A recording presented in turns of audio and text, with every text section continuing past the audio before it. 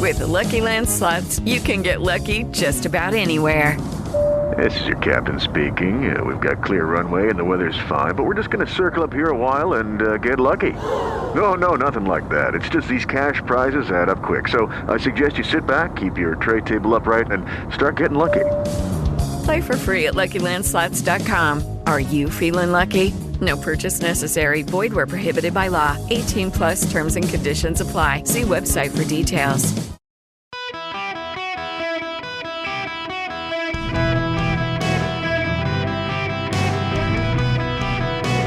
Welcome to the Eric Erickson Show podcast, Hour 1. Hello, America. Welcome. It is Eric Erickson here across the nation. The phone number, 877-973-7425. Should you wish to be on the program, delighted to have you with me. I have got to begin. I'm going to weave a couple of things together. I am a professional. Bear with me on this. Gallup has a survey out. A record high percentage of Americans trust Republicans to manage the economy over Democrats. 53% of respondents said Republicans were more likely to do a better job of keeping the country prosperous versus 39% who favor the Democrats. Gallup's been polling the same question since 1951. The 14-point edge is the widest for Republicans since 1991, and a slight bump from their 10-point advantage this time last year. Democrats led by 1 point in September of 2020. Now, notice a little bit of irony here that this is the widest for Republicans since 1991, the year before George H.W. Bush lost to Bill Clinton because of the economy. But Democrats, the Biden administration, they have wrapped Joe Biden around the phrase Bidenomics. They've wrapped the phrase around Joe Biden. They claim the economy is doing really well, but nobody feels it.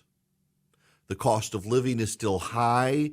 There are more and more warning signs on the horizon that something is clearly wrong with the economy. Don't look now, but the long-term bond yields have surged to just about 5%. That's going to impact the national debt. They're up over 4.7% right now. Our economic estimates by the Congressional Budget Office presume they'll never get above 3%. They're almost at 5% now.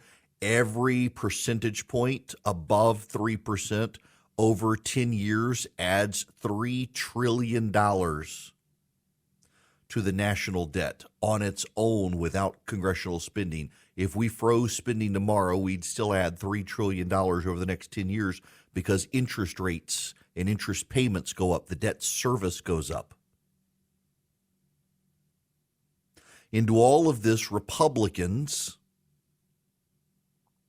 have 43 days to come up with a new spending plan because the the continuing resolution that they passed on Saturday only lasts for 45 days. So Republicans in the House have to come up with a new plan. They've got 43 days now. The clock is ticking.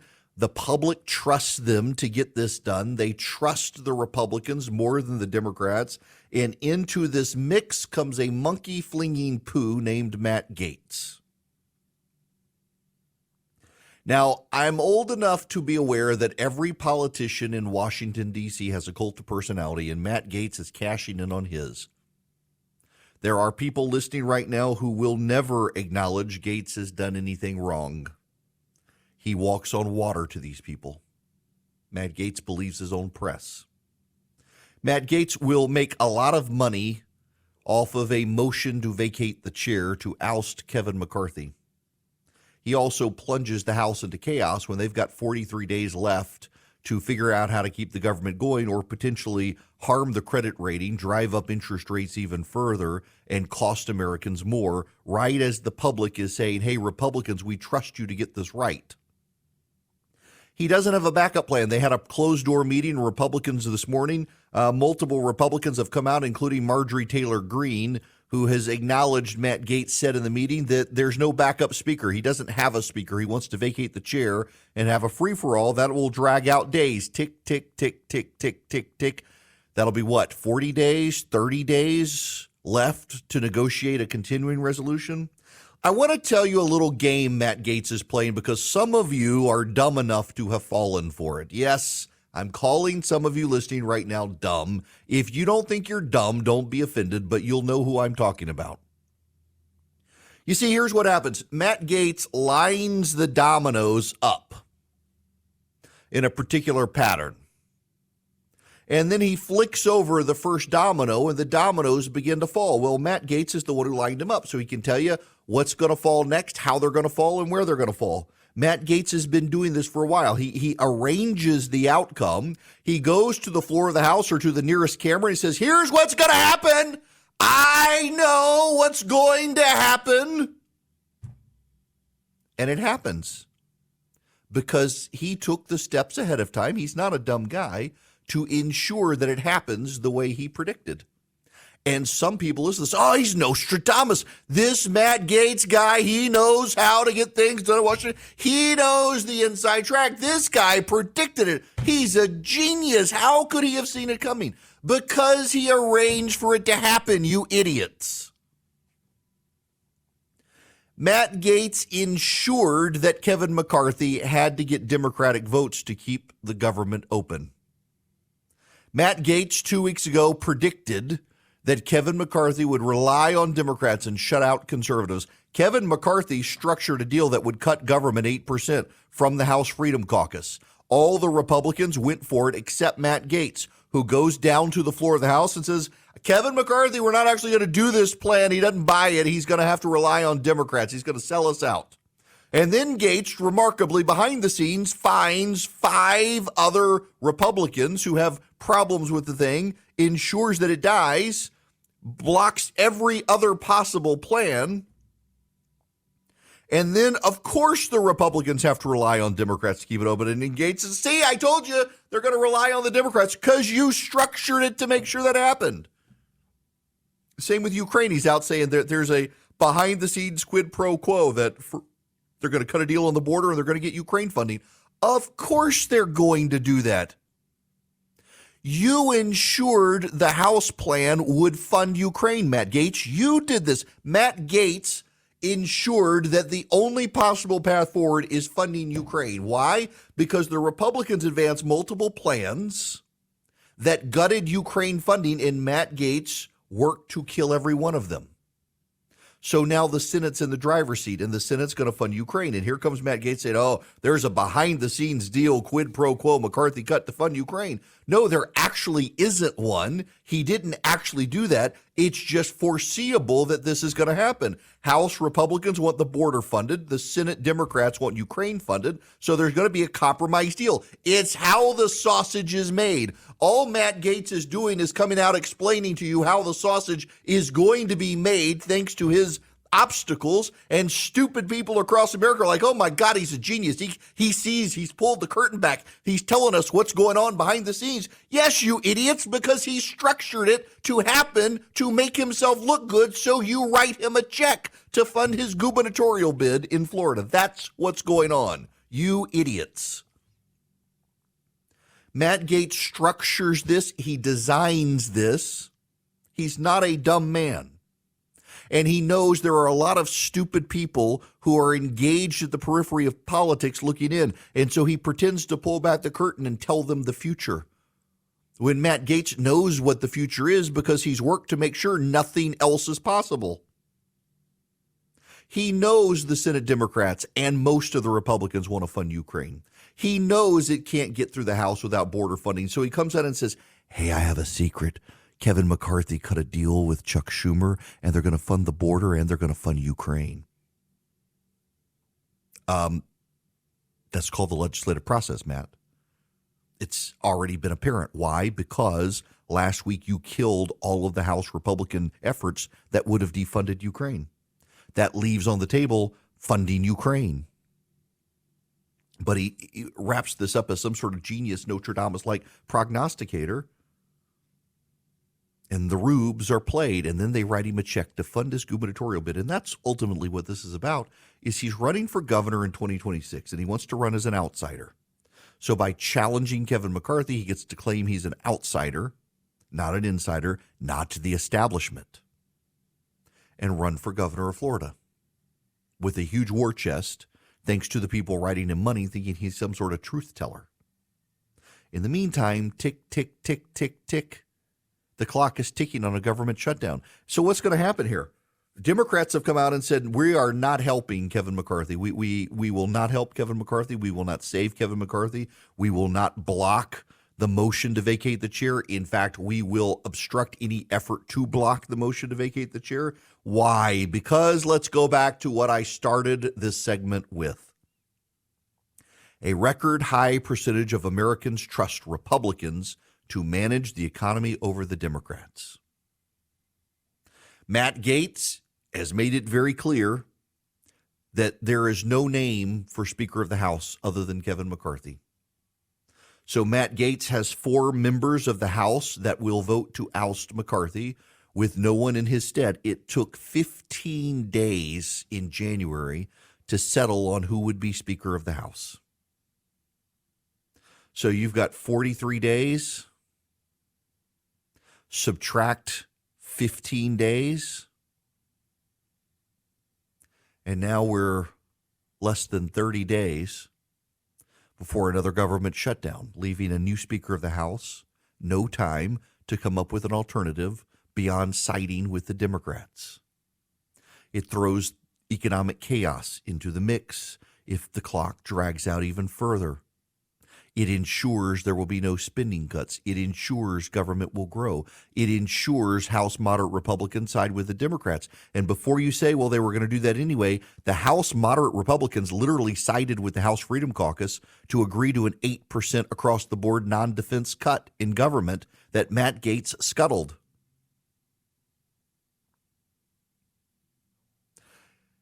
There are so often times people use the phrase the stupid party and the evil party in Washington, and on the right we use the stupid party for the GOP and the evil party for the Democrats. The public is signaling Republicans, we trust you to handle the economy, and the stupid party is saying, hold my beer, we'll do everything we can to disabuse you of that notion. We'll ensure that this goes south. We will ensure that our lack of ability to agree in the House causes economic turmoil. We will shut down government, which will drive up our credit, which will downgrade our credit rating, which will drive up the interest rate, which will minimize the amount of money we have available to fund public services and defense in this country. That's what's going to happen. The credit rating goes down, interest rates go up. Countries like companies that have worse credit ratings have higher interest rates. That will happen to the United States of America. Every percentage point above 3% adds $3 trillion over 10 years. We're now at 4.78%. That's the effect of what Matt Gaetz is doing, throwing chaos into a system at a time the public is with the GOP. Republicans love to snatch defeat from the jaws of victory, and they're being led by Matt Gaetz to do so right now. You know, Nancy Pelosi had a 6-seat majority and was never challenged. Why? Because the ideological coalitions of the Democrats are more harmonious and more homogenous than on the right. But also, those Democratic squad members who didn't like Nancy Pelosi knew they needed to be in power to get things done. Matt Gaetz does not have to be in power to get anything done. Matt Gaetz can be in the minority and still fundraise off of people by going on talk shows on the right and saying how what a great warrior he is and Donald Trump loves him. Matt Gaetz doesn't have to be in power. Matt Gaetz doesn't have to be in the majority. But if the Republicans aren't in the majority, the Democrats will be. And the question is, what do you want? Even the worst of the GOP establishment is far less likely than the Democrats to want abortion on demand.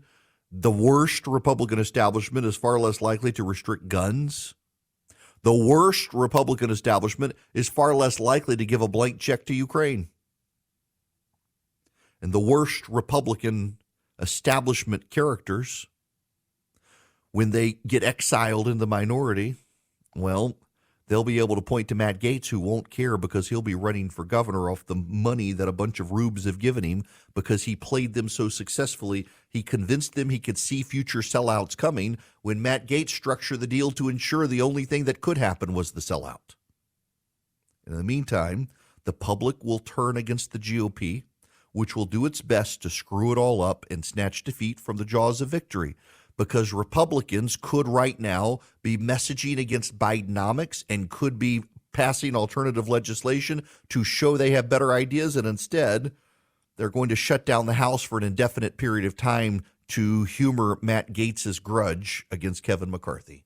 Well done, guys. Well done. Guys, if you're a small, mid-sized business, you're struggling with HR issues, you have employees not showing up, or you got to do a termination, you need onboarding of employees, maybe there's a sexual harassment complaint.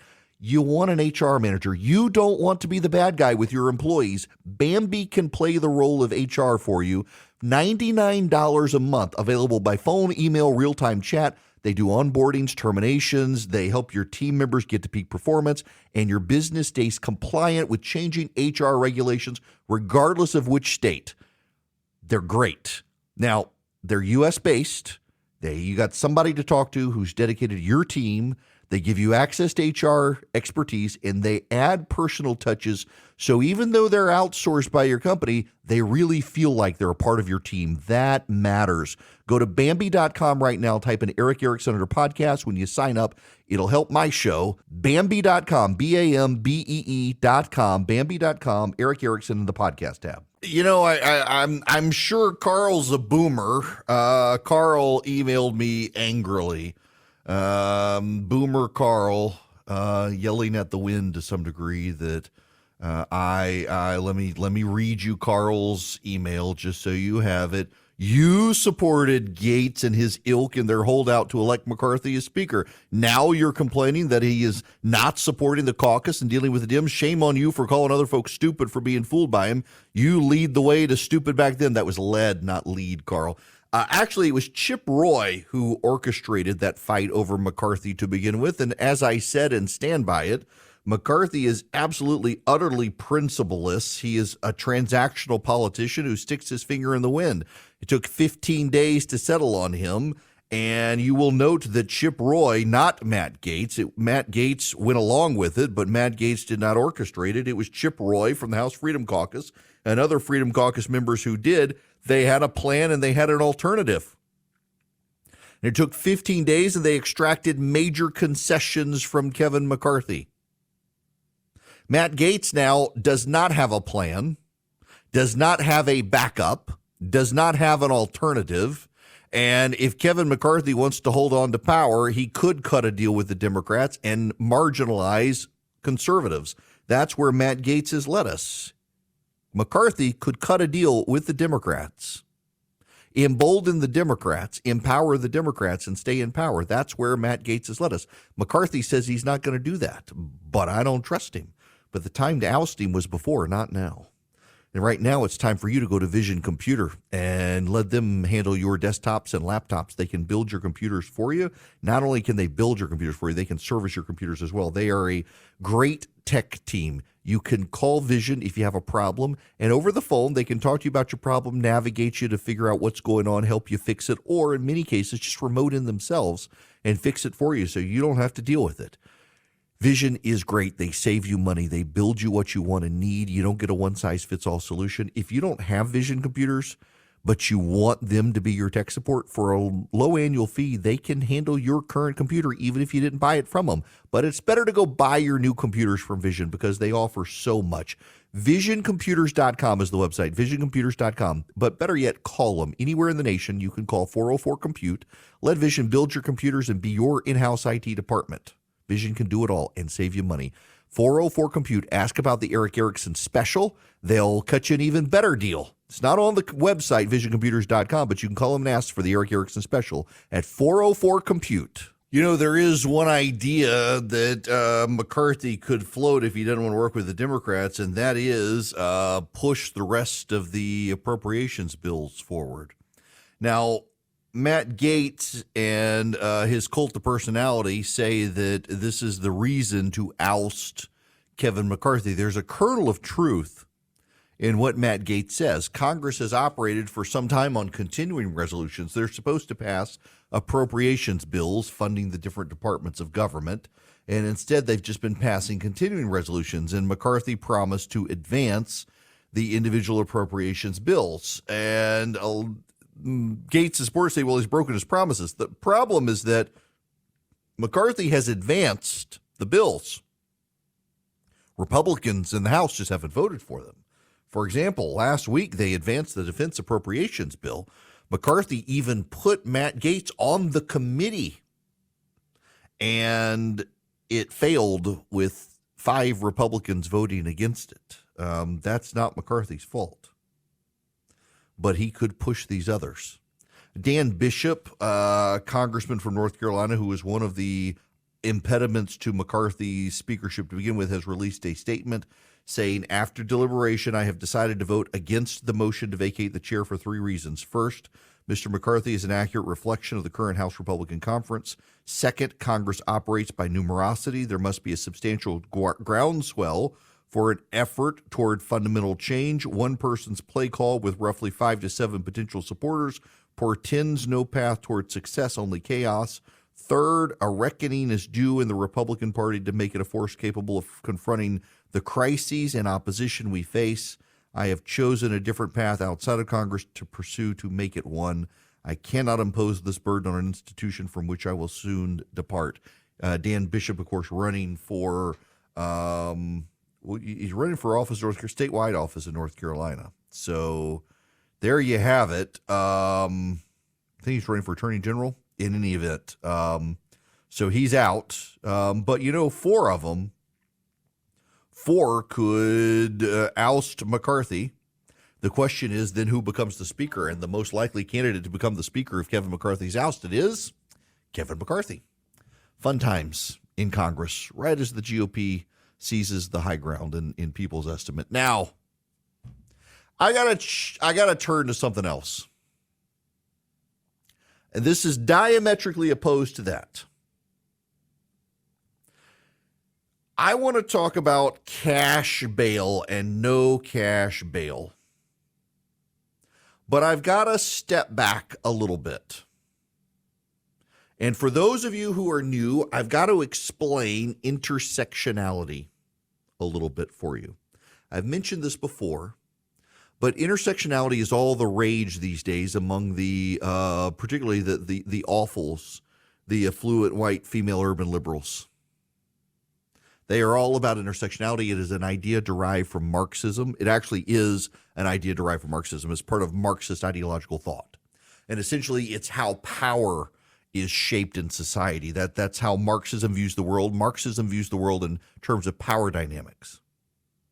And intersectionality assigns characteristics to people. So race, religion, sexual orientation, transgenderism, ability or lack thereof, or disability, things like that, gender, they all weave together. So if you're a white male who is not transgendered, who doesn't have a disability, who is a Christian, you are considered at the height of privilege. And if you're none of those things, you are considered as far removed from privilege as possible.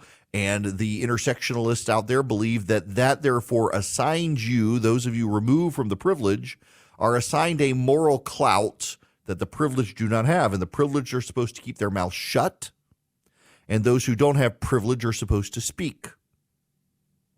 Now, it's not surprising that the loudest voices in this dynamic happen to be white progressives.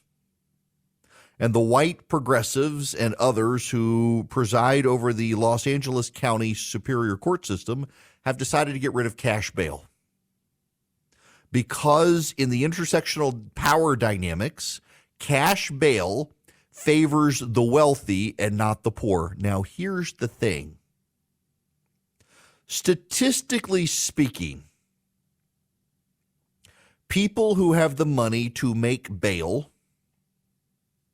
tend not to be recurrent recidivists. People who have the money to make cash bail tend to be wealthier people, and wealthier people commit far less street crime. They tend to commit crimes of passion, not random acts of violence. That's just the truth. So by imposing cash bail, the people who can't afford it, the people who can't meet it, tend to be the people who commit the regular random acts of violence. Because again, wealthy people commit crimes too. But wealthy people's crimes tend not to be random acts of violence. They tend to be crimes of passion directed at people they know. It's the poor crackhead who's doing the burglary and the carjackings to get money to pay for his crack addiction. But what the good elites in Los Angeles County have decided is because cash bail favors the wealthy against the poor, it discriminates against the poor, therefore we must get rid of cash bail. And people are concerned. Sheriff Robert Luna told the Board of Supervisors of Los Angeles County, quote, "Our communities have not been shy about telling us how nervous they are about this change." He said he respects the need to respect constitutional rights of arrestees, but zero bail can demoralize deputies and police officers who work hard to make arrests only to, quote, "watch the offender walk away with a citation as the victim looks on with belief." But the progressives in Los Angeles, including in the court system and on the Board of Supervisors, have decided that to conflate bail with accountability is a problem, that criminals are not going to escape punishment for their offenses. So here's the way the system's going to work. Most people arrested on suspicion of nonviolent or non-serious offenses will either be cited and released in the field or booked and released at a police or sheriff station with orders to appear in court on a specific date for arraignment. Arrestees in such cases who are believed to present a heightened threat to the public or flight risk will be referred to a magistrate judge who will review the case and determine if the person can be held in custody pending arraignment. So, for example, in Los Angeles, starting on Sunday, if someone breaks into your car and steals things from your car, that is not classified as a violent offense. Therefore, the person who breaks the window of your car and ransacks your car, if stopped by police, will be given a ticket and citation and told to appear in court on a particular date and will otherwise be let go. You got that? So they can go smash the window of the second car. And the police, again, will cite them and tell them, show up in court on a particular date. The police can stand there and watch them smashing the windows of the cars along the street because it's not considered violent and it's not considered a crime against a person. It's just a property crime. And property crimes will be let go. So if someone wants to vandalize your house while you're not home, the police are just going to give them a citation. If they vandalize the house while you're at home, that's serious. They might go be put in jail. We don't know. Depends on what the magistrate says. If they decide to graffiti your house, they walk down the street with spray paint and they spray paint on all the white people's houses, kill whitey. There's nothing the police can do. Give a citation and let them go. That's the way this works. So why are they doing this? They've bought in, the liberal elite in Los Angeles have bought into the idea that this is a discrepancy between the wealthy and the poor. And they wish to end that discrepancy more than they wish to end crime. This is the way social justice ultimately works out, where it is good for society that more people can be victims of crime because crime is an equalizer. Crime, after all, not just the government, takes from those who have and gives to those who have not. Therefore, you must deal with it. This is, of course, societal madness. Now, what's so notable here is people in Los Angeles County are very vocally against this. This was imposed by the Los Angeles Superior Court. It was not put to a vote of the people. It was not passed through an act of the legislature. It's imposed by the court system that is governed in Los Angeles by a group of progressive elites. And there's no way to undo it without voting the judges out of office, which is difficult. They think it is fair. This is from Fox 11 in Los Angeles. The new system is born from long-held criticism that cash bail favored the rich, meaning well-heeled people arrested for even the most serious of crimes could pay their way out of jail, while low-income people languish behind bars for far serious offenses. The new system is based not on cash, but on the risk of an offender presenting to public safety or the possibility the person might fail to appear in court. The county imposed a zero bail system during the COVID-19 pandemic in order to prevent crowding jails. However, crime went up. A Los Angeles judge reinstated the old system, ending the end of cash bail. But the Los Angeles Superior Court overall ruled that this is unfair. It's unequitable. It favors the rich, cash bail does, so we got to get rid of it. We got to let everybody out. Now, a couple people called and asked to clarify what cash bail means. Okay, what cash bail means is that if you're arrested, you have to make bail to get out of prison. And the way you make bail is you put up a bond, and that bond is backed by money. That's cash bail. So essentially, it's the bail system of. It's referred to as cash bail, and I should just refer to it as the bail system. They refer to it as cash bail because they want to emphasize the money, because they want to emphasize that it benefits the rich over the poor. But it's the bail system. You make bail or you don't make bail. The problem is, again, the people who have the money to make bail tend to be the people who have committed crimes of passion. Wealthier people tend to commit crimes of passion. It is the poorer people who commit the random acts of violence. Those are the ones who don't have the money to be able to make bail. They're the ones who stay in prison so that they can't continue to go out and smash cars and take the findings to the pawn shop. But those people who commit the random acts of violence will now be let out of prison. And you should know that the Los Angeles Superior Court system wants you to know if you believe crime will go up, you're racist. That's right. They've already gone there. The Superior Court judges panel wants you to know that if you think crime is going to go up because they're going to end the bail system and just let people out of jail, you're a racist for presuming that. The only thing that can fix this is the people rising up and voting against this insanity.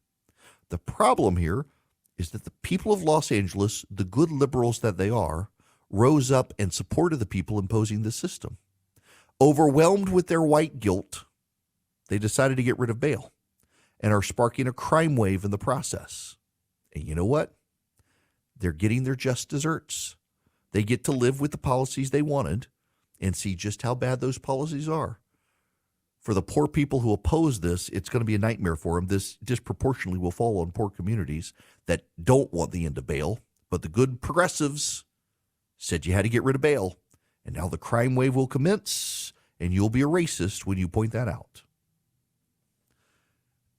This insanity, one of the great groups that is fighting against this sort of insanity is Patriot Mobile.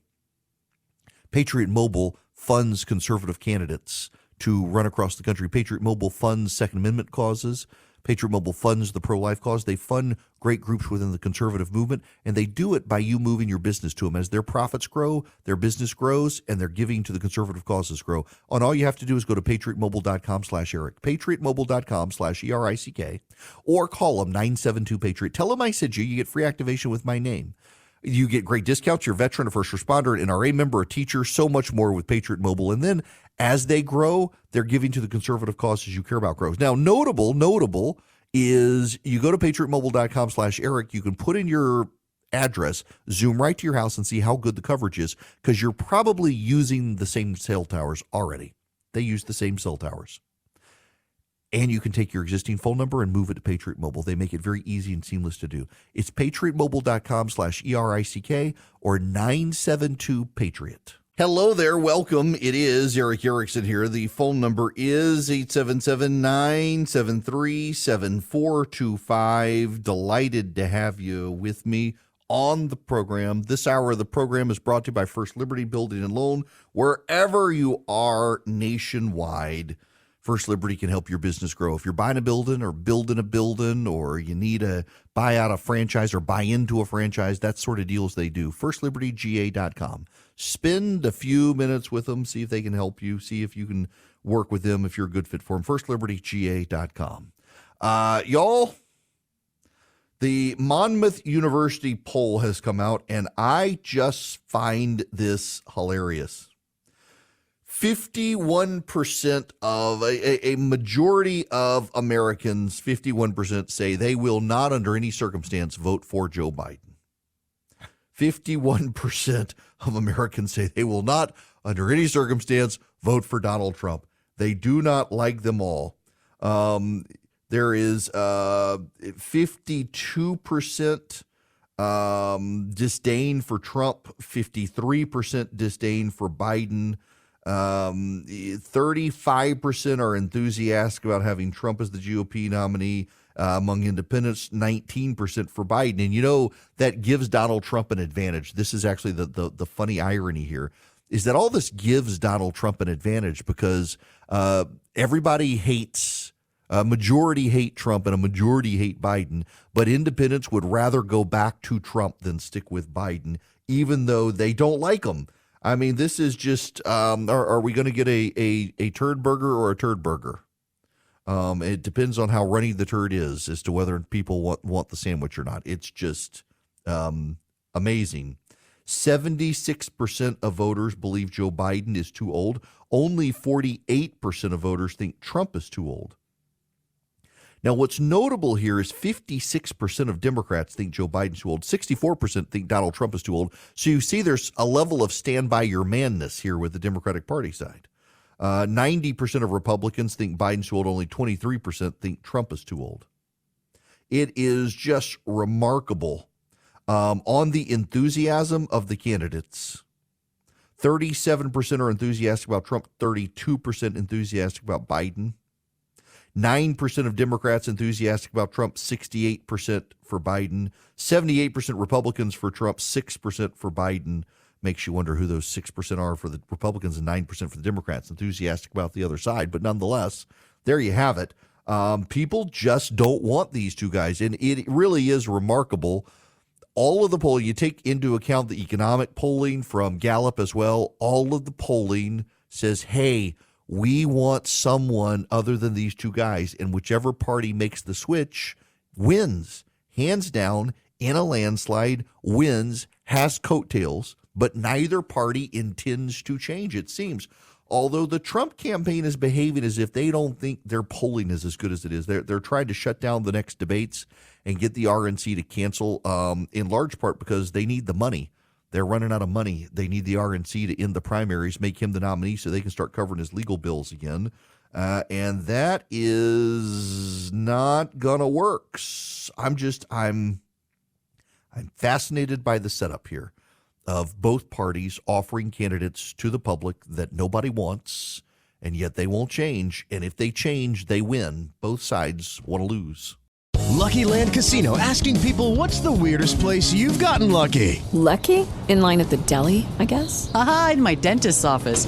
More than once, actually. Do I have to say? Yes, you do. In the car before my kids' PTA meeting. Really? Yes. Excuse me, what's the weirdest place you've gotten lucky? I never win and tell. Well, there you have it. You can get lucky anywhere, playing at LuckyLandSlots.com. Play for free right now. Are you feeling lucky? No purchase necessary. Void where prohibited by law. 18+. Terms and conditions apply. See website for details.